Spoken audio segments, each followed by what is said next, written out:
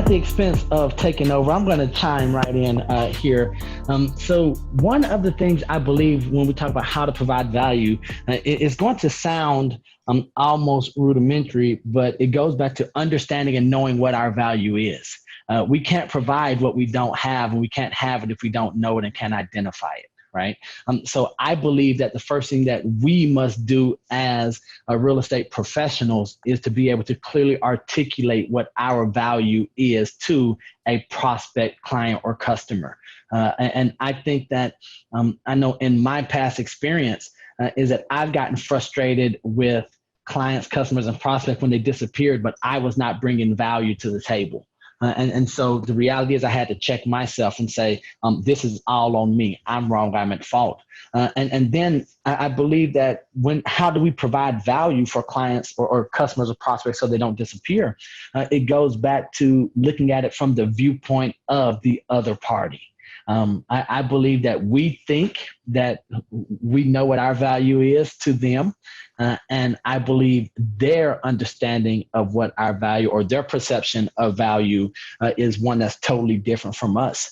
And it goes back to the saying that the customer is always right. Well, we know that's not the case. We know the customer isn't always right. But what we do know is that the customer can always spend their money, or the prospect can always go somewhere else. And so once we have that, then I think that we must become aware of that. I think that, are we getting background from, yes, we are, right? Okay. So when it comes to value, a couple of things I'm going to ask you all, and you don't have to answer aloud, but what value do you bring to prospects, customers, or clients? If the first thing that came to your head is that you show properties or that you can provide them with properties, guess what? They don't need us for that anymore, right? And I think that's where our frustration is, that we're trying to give them value, or we've identified, or let me say, our identity is the fact that we can give someone access to properties. And so that's a big issue in the industry right now. So what is your value? So does anyone want to chime in? Yes, go ahead. I think that right now, currently, I'm dealing with at least 2 or 3 clients that, of course, I can easily find them a home. But what they've been asking for is knowledge on credit, knowledge on finding lenders that is willing to give them a loan to get them a house. So now I'm basically putting myself in their shoes to learn more about the credit side and the lending side to be of assistance. That way, it expedite me, getting to the finish line of getting them a house. Oh, that's good. So what I want you guys to see right there is that she has said, okay, well, yeah, I can find them a house, but it's bigger than that. And so what, and is it Ching? Yeah. Okay. And so what Ching is doing, she has looked at the entire process. And she's saying, hey, I've put myself in their shoes, right? I've had to get more educated. Now, is it uncomfortable? Yes, it is. Does that require more work, more time? I'm sure she already has enough stuff going on in life, but so that she can add value to her customer or client, she's saying, all right, let me take this onus, let me put it on me so that I can provide them, not what she wants to give them, what they need. And as she does this, and the great thing, when we start building value for different individuals or different customers or clients, what we see is that the more value we bring to any one individual, the more valuable we become as a whole. Right. And so if you want to increase your value, if you want to increase your income, increase your value. If you want to be paid more, make more money, become more valuable. And how do you become more valuable? As Ching said, we start going in and we start saying, okay, well, what can I learn about this? Not so that we or she has to become an expert in loans and lending or title. That's why we have Melinda, we have Anthony, right? We have all these people or Claudia. That's not what we're going to. I'm not going to come in and be an expert. I just need to be versed enough or know the right people so that if divorce litigation comes up, I'm like, I got the perfect person for you. We connected at REBarcamp, right? And so I think that's one way to add value. And as Ching said real quick, I want you all, one of the greatest ways to add value immediately, start building your all-star team. So those of you who might be as old as I am, I remember the A team, right? And so what made the A team great was that they each had a very special, specific niche that they excelled in, whether it was the muscle or the mind or, face, was able to connect and had those connections and relationships. What I would ask you to do, your value as a real estate professional, and I'm going to go pitch it right to you after this, Melinda, is who do you know that your clients, customers, or prospects need to know? Like if I'm the contact person and if I'm the plug, as we call it, you come to me and I'm the source for all the energy and everything else you need for the transaction, then instead of people saying, I have clients who use me and treat me just like their Yellow Pages or their Google, and I love it. Neil, I need a plumber. Now, part of me, you say, well, go on Google and find out. But what do I want? I want them everything that they need for real estate. I want them coming to me for it. And then it makes me look good and adding value, once again, to my allied resources or to my affiliates or partners. So, Melinda, go ahead, ma'am. We do here at the office what we call our Team 100. So we have a list of everything that we refer out to. And even if the call doesn't come to me, my team knows this is who we refer out to. And it's not always just in the legal, the real estate space, it's everything. And not only do we do that for ourselves, for our clients and for the realtors we work with, but we also do it with our referral sources. So we'll sit down and say, hey, so when I sit down and meet somebody, I go, who are you looking to meet? Like who helps move the needle for your business? And then I try to make those connections. So sometimes even if you don't have the client to work with at that point, you can provide value the same way to your referral sources and your contacts or the people that you meet.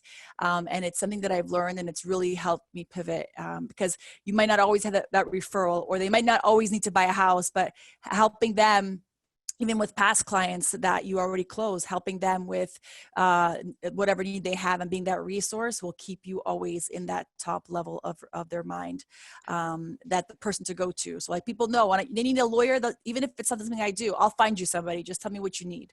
And that's kind of a good way to think about and elaborating on what Chin and you, Neil, have been saying.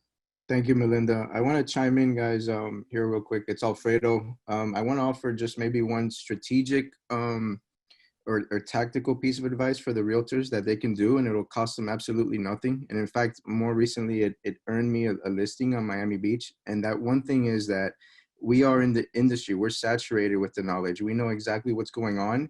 And we fail to put ourselves, like Melinda wrote in the chat, put yourself in the shoes of your clients. And when it comes to sellers, they're getting bombarded every day, especially if you're going after FSBOs or expireds. They're getting bombarded by a million agents. And the one thing that I do, and this is going back how to stay sticky, when you have your conversations with them, immediately after you hang up the phone, I write up an email outlining exactly what it is we just spoke about. Because when that happens, it reinforces in their mind, like, okay, this agent heard me out.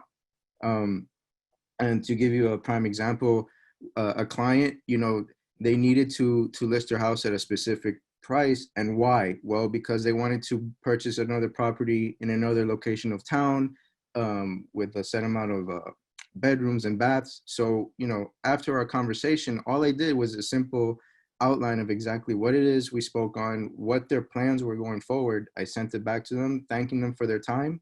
And guess what? Out of the 20, 30 agents that have been blowing it up, simply just trying to get their business, not one of them decided to follow up with them and kind of like reiterate what it was that they were talking about. And that simple act of just talking back to them and sharing that, listen, I heard you loud and clear. Like, it's not just about the sale of the house, but this is what your plan is. And of course, every agent that would have the same conversation, they'll walk away knowing the same exact information, but that client felt heard. And they felt heard because I just wrote an email back to them. So that's just one tactical strategic thing that you can do with every single lead that you speak to, whether they're ready to move forward or not. Just a simple, and guys, it doesn't have to be a book, just 2 or 3 lines saying, and touching back on what it is you guys spoke on, email them back, thanking them. And that alone is going to speak volumes to them. as who you are as a professional in the industry. Thank you so much. Absolutely right, Alfredo. So I have a couple of friends who are on that I'm looking at. And so I'm going to either, yep, I see both of you smiling. So Joshua and Inez, you know the title, we're talking about how to add value, right? So that prospects don't disappear. So as veterans and successful veterans, I would love for you all to share some best practices or tips, or maybe some heartache and heartbreak that you've had to learn the hard way. What are some things that you've seen on how to add value, how to be more valuable so people aren't ghosting us or disappearing, and that we remain sticky in their mind? So either one of you, go ahead. Hey, Neil, and thank you for putting me on the spot. I love that. Listen, one of the things I personally love to do is not to be afraid of giving your opinion. I think there's something to be said about, because there is so much information out there for the consumer, they want to hire you because you believe a certain way. There's so many times where I have told a client, don't buy this property right now. You're not getting it at a good price. This is not the time to do it. And I've asked them to wait. That has actually bit me in the ass a little bit a couple of times because they appreciated that. Most of the time it's been absolutely positive because they know that when I call them up and say, pull the trigger now, they're ready. So opinion, I think it's number one. Value, I think lately the best way I provide value is by providing like relevant market reports. So my CRM is super well organized by areas. I make sure I don't send the same content to my general CRM and everybody receives the same thing. So if I'm working with a person from Miami Shores, they're not gonna get the same content as the one that I'm working for in Coral Gables. So that's the type of stuff that hyper-local content, relevant market reports. Now, market reports are funny because it's like, how do you produce them? I used to actually analyze areas on my own, go to the MLS, see, what are the active listings, what are the solds every month. Make sure you do it at a consistent basis. So once a month is a really good rule of thumb. And then give my opinion on this is where I think this market is going. If you want to be a little bit techier, REBarcamp provides an amazing community report that you can pick. Not only that, REBarcamp has, to me, is one of the best tutorials in the industry. They have a really great blog, and then they have a Facebook page where if you have any questions on how to do anything, you can just contact them and you'll have like Reggie or one of the team contact you back. In Avanti, we have our own market reports, which are out of the park, but I'm not here for that. But market reports, I think lately, and I don't know if anyone will agree, have been just absolutely, whether you're a buyer or a seller, because you want to know if it's a good time to buy or sell, and vice versa, if you're on the seller side. Josh, your turn. Well, yes, hi, and good afternoon, everybody. Thank you, Neil, for putting me on the spot. I really was just checking in to hear what other professionals were thinking about. I agree with what Inez says about putting everything out there, but being honest with your clients. I've had listings for a long time. Clients who have wanted at peak listing prices, but we took the listing right at the end at the decline. And so just because she wanted $4 million didn't mean that that's what was going to happen. And we told her it was going to be almost half that. And sure enough, we are now under contract and gone hard, and it's about half of what we were asking. So not awesome for me, but it was more realistic, and it was what we really expected. And so I'm kind of okay with that. In terms of the value that we bring to our clients in particular, it's more of the boots on the ground. A lot of our clients are absentee owners. They don't necessarily live in state. And so for us, sharing reports is great because but they can also see it and they'll also do their research. So for us, being local is going to the property, walking the property, talking to the tenants in person, not just online. And it's tough, you got to wear a mask and everybody's trying to figure out their handshakes, but it's giving the owners an actual idea of what the property is looking like. and maybe expanding the role outside a little bit of just a realtor, but you're interested in the building because the better it looks, the more you're going to rent it or sell it. And so I guess that really deals with tenants, not necessarily landlords, but that's what we focus on, is boots on the ground, helping our landlords out, giving them information that they can't see by reading it online. Thank you so much, both Inez and Joshua.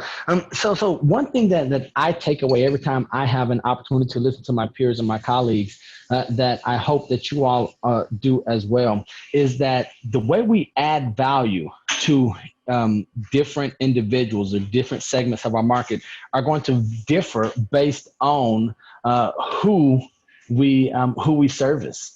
Right. And so I think that's going to be key. Any questions, comments, concerns, or just headaches that you all have that you might want to share with the group? Anyone, go ahead and feel free to chime in. Neil, I'm going to put you on the spot now too, because if you run your business correctly, you're trying to attract a very specific type of client that's going to really value what you bring to the table. That was my goal from day one. So when I first became an agent, whatever business came my way, whatever, then I learned how to market myself in a way that everybody that came my way appreciated what expertise I brought in. So all my clients are pretty uniform. Yes, I would have to say very similar. I have a very distinct style of talking and working, and yeah, and my clients that work with me enjoy the way that I operate. It's not it's not for everybody. That would be my biggest heartbreak, is that the way that I operate isn't for everybody's cup of tea. But you'll find your niche, and don't be shy to be who you are, because people will appreciate you. Not your peers will too, but your clients will appreciate who you are being, because one, you're knowledgeable, you're sharing your information, you're the licensed person, but you're honest, and being honest is really the key to wanting them to give you the opportunity to make money off of something that they could call somebody else on. Yeah, I think in an age of information that we have today, and I think Alfredo and I will agree on this, is not only, we know that the consumer has the information, so how do you bring even more value to that is the way that we analyze that information. So it's about being responsible about the way to analyze that information for the consumer. That's what's going to bring you value. It's not just so much COVID was not a housing crisis. Is how long do we think personally that COVID's going to affect the economy at a certain level, and what housing is going to do for it? So it's that twist that you give it on how you analyze the information and the data that I think the consumer will appreciate and will help you add value. And don't be afraid of that.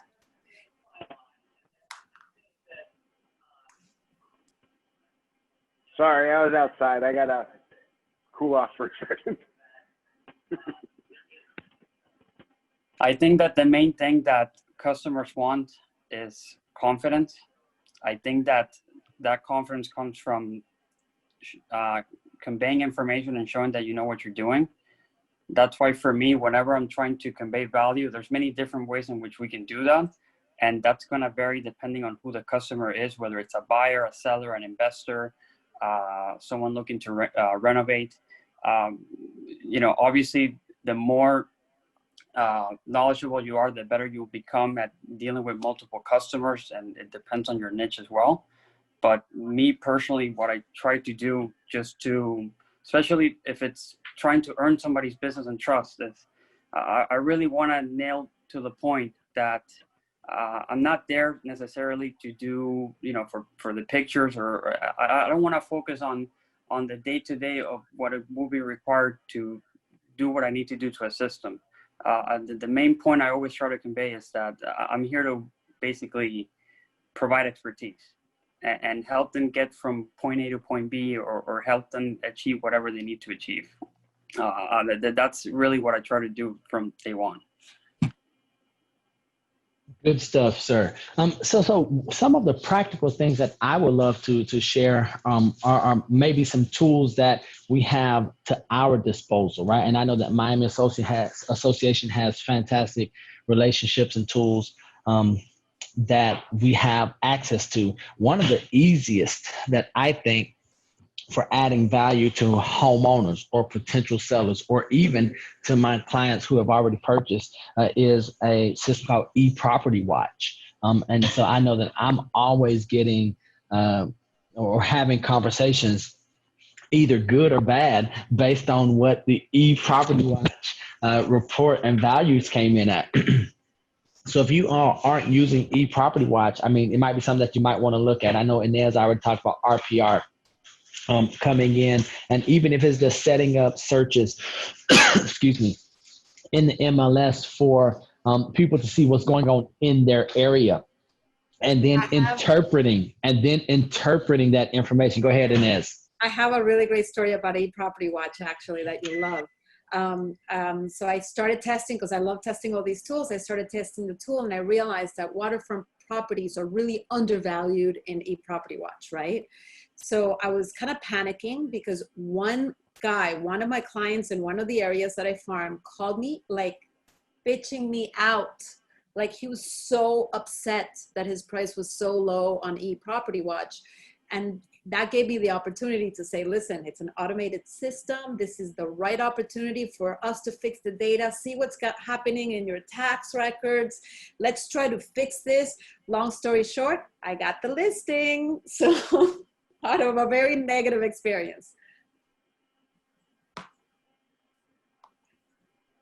Now, really quickly, what I want to share from Inez's story is what she saw and what happened to her, but it's because of her, one, willingness to take the call, right? Or to have the interaction, even though it was unpleasant, and to respond. But then her knowledge and her expertise, her understanding of what's going on in her marketplace. And I think that, I know it's been said over and over, but our value, the majority of our value, we should be the value that we're offering to our prospects, clients, and customers, right? If you are not the value, then it is going to be a challenge. And I mentioned it earlier. To make more money, to get paid more, we have to become more valuable. And so I know that the eProperty Watch was, someone just asked a question. The link was just put into the chat, but it's a free member service. I believe that, once again, is one of these things where we might not even know we have access to. And I can tell you all right now, as someone who is overwhelmed by the amount of amazing, valuable services that we have, either as a Florida Realtor, Miami Association of Realtor member, just go in and go through your dashboard and look and see, because there are opportunities there that we have access to that we're just not utilizing. And then once we become more well-versed in the tools and the systems that we have to our disposal, then we can start adding more value to our clients, customers, and prospects. And that's going to result in us being better compensated as a result of it. So any other questions, comments, anyone want to chime in, share, whether experiences they've had or some challenges they might be facing in their business right now, as far as adding value so that people don't leave?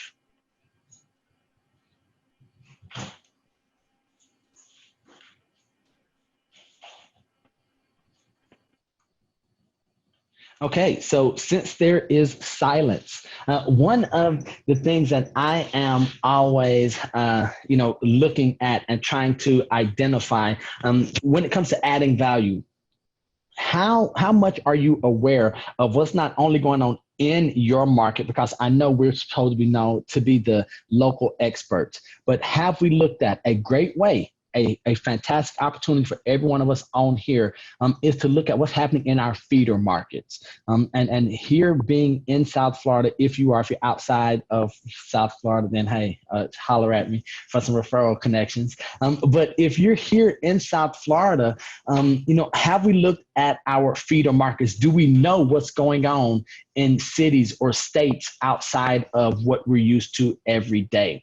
If I am working with sellers, for instance, I know that Inez has a very good idea of where her buyers are coming from for her high-end properties. And so her value to those sellers are that she knows how to market and who to market to. So she's not coming and saying, just like her market reports are different for the different cities or zip codes or the types of prospects or clients customers they are. She also is aware of, for this type of property, the buyer is very likely that they might be coming from this area. And the more you know and the more research you've done, now that's not easy work to do. And that's not the fun stuff, right? That's not the cocktail hour or the Zoom, the virtual cocktail, or virtual happy hours we have. That's going to require time. But I do know that if we come in and if we start looking at things from the other person's point of view, what's going to make you more valuable to a seller? What's going to make you more valuable to a buyer? What's going to make you more valuable to a referring agent? Have you thought about that? Now, are your services so good that you add value to the people that you're going to target? And now I do agree with Inez and Josh when they said, okay, well, like for instance, me, I have a very specific type of client and customer that I work with. For me, it's single family homes only in 3 cities in Broward County. Right? That's how specific I am. If you're a condo looking in those areas, I'm going to refer you out. Right? That's just the way I operate. But I also know that when you get good enough and when you want to grow and when you're serious about adding value, then you'll build your business and your activities and the actions you take around that. So that's going to be my challenge to all of us today. Right? When we get done with this session right here, do you know what your value is to those you're trying to serve? And I'm not talking about from your point of view, right? What are they saying? Why should I hire you instead of the other 23 people on this Zoom right now? If you can't clearly articulate that, you don't know what your value is, right? And if you aren't convinced of that, don't come to me as a buyer or seller or a referring agent. If you can't articulate why I should use you and authentically believe it, I would rather you not waste my time. And that's the hard talk that family members have with each other, right? But I also think that goes back to the maturity and the accountability, saying, okay, I can do this. Here's what my value is. And once again, I just want to close out how we started. Our value is not being able to send people properties. That is not our value anymore. That's why agents are out of the business. That's why we are becoming extinct, because we're refusing to change and identify and be able to articulate what our value is. So it is 1:29. I know the next session is going to be starting here in a moment. I'm going to ask and I'm going to remind everyone, make sure you're engaged, make sure you take notes. At the end of today, you're going to have a load of information. Go through, choose one thing and implement it. If you don't do anything with it, as your family member, you should not have wasted your time on the Zoom today, right? I want you to do one thing, implement it, and then get better. Small improvements every day. Do the hard work, the necessary work, so that when we look at December 31st, 2020, even in all the madness and the chaos, we say, dang, that was one of the best years I ever had. It's crazy. And I just want to finish out like this right here. It's crazy that the same year that some people are saying this is the worst year they've ever had, is some people's best year they've ever had, right? And why is that? That's because they're bringing more value. They're bringing more value than the rest of us.